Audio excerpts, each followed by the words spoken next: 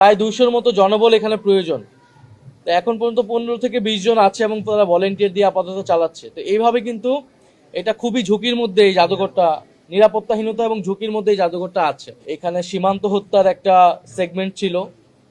আমাদের যেই সীমান্তে আমাদের যে সকল ভাই বোনেরা হত্যাকাণ্ডের শিকার হয়েছে বিএসএফ ভারতীয় বাহিনী দ্বারা, প্রায় তাদের একটা তালিকা ছিল, ফেলানির একটা ভাস্কর্য ছিল, সেই জিনিসগুলো সরিয়ে ফেলা হয়েছে। মোদি বিরোধী আন্দোলনের কিছু স্মৃতি ছবি ছিল, সেটা সরিয়ে ফেলা হয়েছে। এই স্থানটি, যেটি গণভবন নামে, প্রধানমন্ত্রীর বাসস্থান নামে পরিচিত ছিল, 2024 সালের 5ই আগস্ট তথা 36শে জুলাই বাংলাদেশের ছাত্র জনতা এই গণভবন এসে এটাকে ফ্যাসিবাদ মুক্ত করে। ভোগান্তি ভুলে চলে আসুন রিগালে, ওয়ারেন্টি সহ স্টাইলিশ কালেকশন নিয়ে রেডি রিগাল ফার্নিচার। এবং জনতার বিজয় এখানে উদযাপিত হয়। যেহেতু 16 বছর ধরে নির্যাতন, নির্মমতা, ফ্যাসিবাদ, স্বৈরতন্ত্র সবকিছুর কেন্দ্র ছিল এই বাসস্থানটি, এই গণভবনটি। এখান থেকেই স্বৈরাচারী ফ্যাসিস্ট শেখ হাসিনা সকল কিছু সিদ্ধান্ত নিত।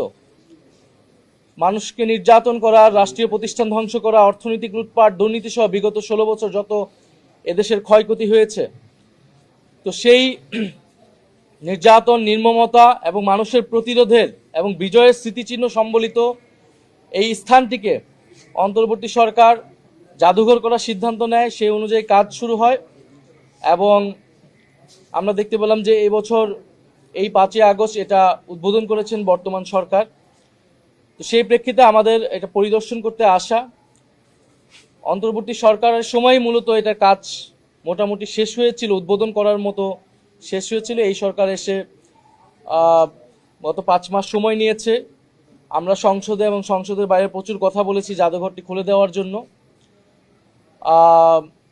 এবং আজকে আমরা, যেহেতু অন্তর্বর্তী সরকারের সময়ে আপনারা জানেন শেষ সময়ে, তখন একটা পরিদর্শনে আমি এসেছিলাম। আমি সেই সময় সালাউদ্দিন সাহেব এবং এখনকার বিরোধী দলীয় নেতা ডক্টর মোহাম্মদ ইউনূস সহ, তো কিছু পরিবর্তন আমরা দেখতে পেয়েছি যে এই সরকার এসে পরিবর্তন করেছে। এবং বিশেষত আমরা বলবো যে এখানে সীমান্ত হত্যার একটা সেগমেন্ট ছিল।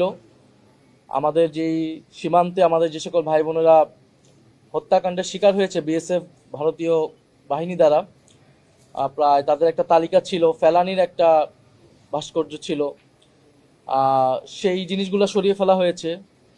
মোদি বিরোধী আন্দোলনের কিছু স্মৃতি ছবি ছিল, সেটা সরিয়ে ফেলা হয়েছে। বিএনপির, আমরা যখন এবার ছিলাম তখনও গত 16 বছরের বিষয়গুলো দেখানো হয়েছে। সেখানে বিএনপির যে নির্যাতিত হয়েছে তারা দল হিসেবে, সেগুলোর কন্টেন্ট ছিল, সেই কন্টেন্টগুলো এবার বৃদ্ধি করা হয়েছে, বাড়ানো হয়েছে। একটু দলীয় বক্তব্য এসেছে, বয়ান এসেছে, সেটা বেড়েছে। তো জাদুঘর এটা সবসময় এইটা একটা আপডেটের মধ্যে থাকবে। এটা আমরা গতবারও যখন কথা বলেছিলাম এবং গতবার যখন আমি এসেছিলাম তখনও আমরা মতামত দিয়েছিলাম। আজকেও আমরা যারা এখন দায়িত্বে আছে তাদেরকে আমরা মতামতগুলো দিয়েছি, আমাদের যেটা পর্যবেক্ষণ। বিশেষত জুলাই গণ অভ্যুত্থানের যেই সেগমেন্টগুলো রাখা হয়েছে সেগুলোকে আরও এলাবোরেট করা উচিত, টাইম লাইন ধরে ধরে সেটার বয়ানটা আসা উচিত। বিশেষত প্রাইভেট ইউনিভার্সিটির, মাদ্রাসা স্টুডেন্ট, তাদের যে ভূমিকা সেগুলো আলাদাভাবে আসা উচিত, সেগুলো আলাদাভাবে এখানে আসে নাই। এবং ঢাকার বাইরে যে বিভিন্ন বিশ্ববিদ্যালয় এবং বিভিন্ন জেলায়ও যে আন্দোলন হয়েছিল, একই পরিমাণ সেখানে নির্যাতন, নির্মমতার গল্প আছে, প্রতিরোধের গল্প আছে, সেই বিষয়গুলা আসেনি। তো এটা খুবই কেন্দ্রীভূত, হয়তো পরিচিত মুখগুলো এখানে বারবার এসেছে। তো আমরা জাদুঘরের যে দায়িত্বে আছেন বর্তমানে, তাদেরকে আমরা এটা বলেছি আমাদের অবজারভেশনগুলো যাতে এটা আরও বিস্তৃত করা হয়, আরও বাড়ানো হয়, এবং এখানে যাতে কোনো ধরনের দলীয় ইতিহাস পরিণত না হয়। এটা একটা প্রকৃত ইতিহাস চর্চার জায়গা এবং একটা জাতীয় ইতিহাসের কেন্দ্রে যাতে আমরা এটাকে রাখতে পারি।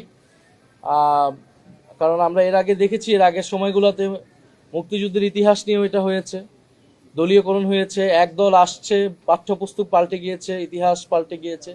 আমরা চাই জুলাই গণ অভ্যুত্থান সম্পর্কিত যে কোনো ইতিহাস, বক্তব্য জাদুঘর সেটা যাতে একটা জাতীয় চরিত্র থাকে, যাতে সেটাকে সবাই ধারণ করতে পারে এবং প্রকৃত সত্যটাই সেখানে আসে। আর একটা বিষয় গুরুত্বপূর্ণ যে এখানে যে গতকালকে আপনারা দেখেছেন সোশ্যাল মিডিয়াতে খুব আলোচনা হয়েছে, প্রচুর মানুষ এখানে আসতেছে এবং যে চাপ সেটা সামলানোর সক্ষমতা কিন্তু বর্তমান জাদুঘরের কাঠামোর নেই।